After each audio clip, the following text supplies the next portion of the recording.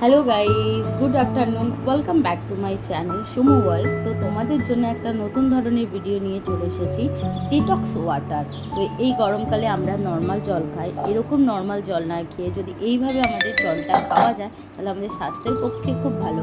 তো দেখো আমি কি করেছি, কিছুটা কোচানো শসা, লেমন হচ্ছে স্লাইস করে কাটা, পুদিনা পাতা, দুটো লেমনের টুকরো, সঙ্গে ডিজাইন করা কিউকাম্বার আর লেমনকে কেটে রেখেছি। তো এক গ্লাস আমি নিয়ে নিয়েছি কোল্ড ওয়াটার, তার মধ্যে লেবুর রসগুলোকে দিয়ে দিলাম নিংড়ে, তার মধ্যে কারি পাতা দিয়ে পুদিনা পাতা দিয়ে দিলাম, এবং তার মধ্যে কোচানো শসাগুলো দিয়ে দিলাম এবং লেমনগুলো দিয়ে দিলাম, দিয়ে ভালো করে মিক্স করে নিলাম এবং গার্নিশিং করলাম শসা এবং লেমন দিয়ে।